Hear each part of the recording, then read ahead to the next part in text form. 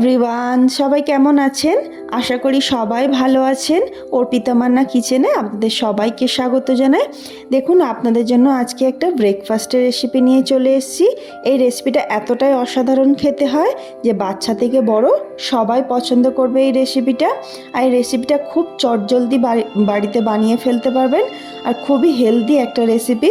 দেখুন, আজকের রেসিপিটা বানানোর জন্য এখানে আমরা প্রথমে একটা প্যানের মধ্যে কিছুটা জল নিয়ে নিয়েছি। জলটা অল্প পরিমাণে দেবেন। আর এখানে আমরা যে নতুন ফ্রেশ কড়াইশুঁটি, এই কড়াইশুঁটি আমরা নিয়ে নিয়েছি। আর নিয়ে নেব কিছুটা গাজর। আমি এখানে অল্প পরিমাণে নিয়েছি, আপনাদের পরিমাণটা বেশি করলে আপনারা একটু বেশি পরিমাণে নেবেন। একটু পরিমাণ মতো নুন দিয়ে দেব। দেখুন, এখানে আমরা একটা গাজর নিয়েছিলাম আর কিছুটা কড়াইশুঁটি নিয়েছিলাম। সেটাকে 2 মিনিট একটু প্যানের মধ্যে দিয়ে ঢাকনা চাপা দিয়ে একটু কড়াইশুঁটিটা সিদ্ধ করার জন্য বসিয়ে রাখবো। তারপরে এখানে আমরা একটা বাটি নিয়ে নিয়েছিলাম। বাটির মধ্যে আপনারা পরিমাণ বুঝে সুজিটা নেবেন। যতটা আপনাদের লোক বেশি হলে আপনারা একটু বেশি পরিমাণ নেবেন। আর এখানে এক চামচের 2.5 চামচ মতো সুজি নিয়ে নিয়েছিলাম। আরও দিয়ে দেবো স্বাদ মতো নুন, একটু দিয়ে দেবো বেকিং পাউডার। আর দেখুন, এখানে আমরা এটা ড্রাই ফ্রুটস ইউজ করেছিলাম, যে পামকিন সিডসগুলো হয়, সেই পামকিন সিডস আমরা 1.5 চামচের মতো নিয়ে নিয়েছিলাম।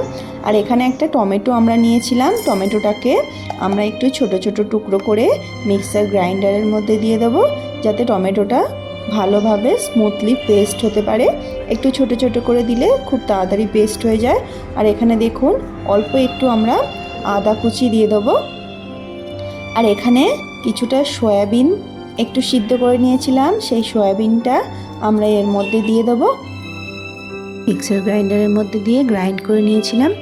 গ্রাইন্ড করার দরকার নেই, আপনারা যখন এই টমেটো আর পামকিন সিডসটা পেস্ট বানাবেন তার সাথে দিয়েও এটাকে ভালোভাবে স্মুথলি পেস্ট করে নেওয়া যায়। তাও আমি এর সাথে দিয়ে ভালোভাবে আরও একটু পেস্ট বানিয়ে নিয়েছিলাম। অল্প একটু এর সাথে জল দিয়ে দিয়েছিলাম, যাতে পেস্টটা একটু ভালোভাবে স্মুথলি পেস্টটা হতে পারে। দেখুন, এই পেস্টটা এবার আমরা এই যে সুজিটা রেখেছিলাম সেই সুজির মধ্যে দিয়ে দেবো। আর অল্প একটু জল দিয়ে মিক্সার গ্রাইন্ডারটা একটু ঘুরিয়ে নেব, যাতে মশলাগুলো লেগে আছে সেটা আমাদের ভালোভাবে নিয়ে নিতে পারি।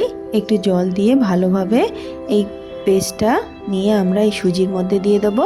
দিয়ে ভালোভাবে সব কিছু একসাথে একটু মিশিয়ে নেব সুজির সাথে। আমরা একটা স্পুনের সাহায্যে ভালোভাবে সুজিটাকে একটু ঘুরিয়ে ঘুরিয়ে মশলাটা যাতে সব ভালোভাবে মিক্স হয়ে যায় তেমনিভাবে আমরা স্পুনের সাহায্যে একটু মিশিয়ে নেব। ভালোভাবে সুজিটাকে সব মশলার সাথে ভালোভাবে একটু মিশিয়ে নেব স্পুনের সাহায্যে। আর এখানে আমরা দিয়ে দেবো একটু ঝালের জন্য একটু গোলমরিচ গুঁড়ো। আপনারা এখানে কাঁচা লঙ্কা ইউজ করতে পারেন। আমি বাচ্চার জন্য বানিয়েছিলাম তাই একটু গোলমরিচ গুঁড়ো দিয়েছিলাম। আর একটু দিয়ে দেবো হলুদ গুঁড়ো, আর দিয়ে দেবো একটু জিরে গুঁড়ো। হলুদ গুঁড়োটা কালারের জন্য ইউজ করেছিলাম। আর এখানে বেশি পাতলাও ব্যাটার করব না, আবার বেশি ঘনও করব না।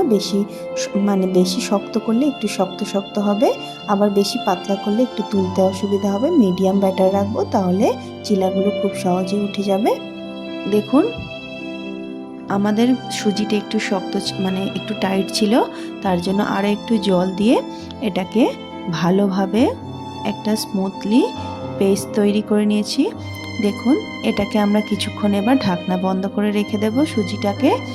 এবার আমরা যে মটরশুঁটিটা সিদ্ধ করার জন্য বসিয়ে রেখেছিলাম সেটাকে চেক করে নেব যে আমাদের গাজর আর মটরশুঁটিটা সিদ্ধ হয়ে গেছে কিনা। দেখুন, আমাদের মটরশুঁটি আর গাজরটা খুব ভালোভাবে সিদ্ধ হয়ে গেছে। এটাকে আমরা একটা স্ট্রেনারের সাহায্যে জলটা ছেঁকে নেব। এটা জলটা ছেঁকে নিয়ে এটাকে আমরা একটা বাটির মধ্যে নামিয়ে নেব। নিয়ে গাজরটাকে একটা বাটির মধ্যে নামিয়ে নিয়ে এটাকে আমরা একটা স্ট্রেনারের সাহায্যে ভালোভাবে একটু ম্যাশড করে নেব। দেখবেন মটরশুঁটির মধ্যে খোসাটা একটু গালে বাঁধে অনেক সময়, তার জন্য একটু ভালোভাবে ম্যাশ করে নেবেন, তাহলে স্মুথলি পেস্ট হয়ে যাবে। এবার ঢাকনাটা খুলে দেখুন, আমরা একটু চেক করে নেব যে সুজিটা কতটা ফুলে গেছে। দেখুন, আমাদের সুজিটা একটু ফুলে গেছিলো, জলটা টেনে নিয়েছিল। আবারও আমরা অল্প একটু জল দিয়ে একটা স্মুথলি ব্যাটার পেস্ট বানিয়ে নিয়ে ব্যাটার তৈরি করে নিয়েছি। এবার এখানে যে কড়াইশুঁটি আর মানে গাজরের পেস্টটা বানিয়েছিলাম সেটা আমরা এই সুজির মধ্যে দিয়ে দেবো। আমরা এখানে 1 থেকে 2টো কাঁচা লঙ্কা ইউজ করেছিলাম, এগুলোকে আমরা একটু কুচিয়ে এর মধ্যে দিয়ে দেবো। আর এখানে অল্প একটু স্বাদটাকে ব্যালেন্স করার জন্য অল্প একটু চিনি দিয়েছি। আপনারা চাইলে নাও দিতে পারেন, কিন্তু চিনিটা দিলে একটু ব্যালেন্সটা খুব ভালো হয়। এবার আমরা এখানে একটা গ্যাসের মধ্যে একটা প্যান বসিয়ে নিয়েছি, নিয়ে আমরা প্যানের মধ্যে প্যানটা একটু গরম হয়ে গেলে আমরা কিছুটা বাটার দিয়ে দেবো, দিয়ে ভালোভাবে এটাকে একটু ঘুরিয়ে ঘুরিয়ে পুরো প্যানের মধ্যে লাগিয়ে নেব। দেখুন, তারপরে আমাদের প্যানটা একটু ভালোভাবে গরম হয়ে গেলে প্যানটাকে লো ফ্লেমে রেখে এই সুজির ব্যাটারগুলো আমরা মানে চিলাগুলোকে প্যানের মধ্যে দিয়ে দেবো। গোল গোল আকারে শেপ করে আপনারা যেমন শেপে পছন্দ করবেন, একটু বড় বড় সাইজেরও একটা করে দিতে পারেন। আমি একটু ছোট ছোট সাইজের এগুলোকে দিয়েছিলাম প্যানের মধ্যে। এগুলোকে আমরা এই স্পুনের সাহায্যে তুলে আমাদের গোল গোল শেপ দিয়ে কড়াইয়ের মধ্যে দিয়ে দেবো। কড়াইয়ের মধ্যে বাটার দিয়েছিলাম বলে কড়াইটা একটু এমন দেখতে লাগছে। বাটার আরও কয়েকটা চিলা মানে জায়গা ছিল বলে আমরা একটু সাইড করে করে এগুলো দিয়ে দিয়েছিলাম। এমনিভাবেই সবগুলোকে আমরা প্যানের মধ্যে দিয়ে দেবো। তারপরে মিডিয়াম টু হাই ফ্লেমে রেখে এগুলোকে আমরা সেঁকে নেব। দেখুন, আমরা আরও একটু বাটার এই প্যানের মধ্যে দিয়ে দেবো, যাতে বাটারটা মানে চারিপাশে সব চিলার মধ্যে লেগে যায়। অল্প অল্প করে ঘুরিয়ে ঘুরিয়ে, মানে বাটারটা গলা ছিল না, একটু বসা ছিল, তার জন্য একটু মানে দিতে অসুবিধা হচ্ছিল, তো আমি স্পুনের সাহায্যে এমনিভাবে দিয়েছিলাম। এবার দেখুন, আমাদের চিলাগুলো একটু হয়ে গেলে মানে নিচেটা তারপর উল্টানোর চেষ্টা করবেন। চিলাগুলো একটু কাঁচা থাকলে উল্টানো যায় না, মানে একটু ভেঙে ভেঙে যায়। আমাদের দেখুন মানে প্যানের মধ্যে জুড়ে গেছিলো বলে আমরা চিলাগুলোকে একটু শেপ দিয়ে একটু ভালোভাবে তৈরি করে নিয়েছিলাম। এবার এক পাশটা একটু হয়ে গেলে আমরা খুন্তির সাহায্যে একটু অন্য পাশটা সেঁকে নেব, একটু ক্রাঞ্চি ক্রাঞ্চি করে, তাতে খেতে আরও ভালো লাগে। দেখুন, আমরা সবগুলোকে এমনিভাবেই এক পাশটা ভালোভাবে সেঁকা হয়ে গেলে তারপরে উল্টো পাশটা এমনিভাবেই সেঁকে নেব। অল্প করে বাটারটা দেবেন যাতে সব দিকটা বাটারটা ভালোভাবে লেগে যায়, তাহলে খেতে খুবই ভালো লাগে। দেখুন, এমনিভাবে আমরা সবগুলোকে উল্টে পাল্টে সেঁকে নেব।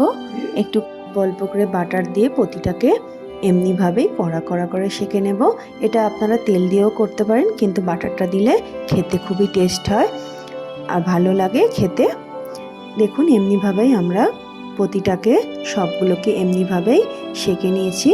এবার এগুলোকে আমরা গরম গরম প্লেটের মধ্যে তুলে নেব। দেখুন, আমাদের চিলাগুলো কত সুন্দর দেখতে হয়েছে আর খেতে খুবই অসাধারণ হয়।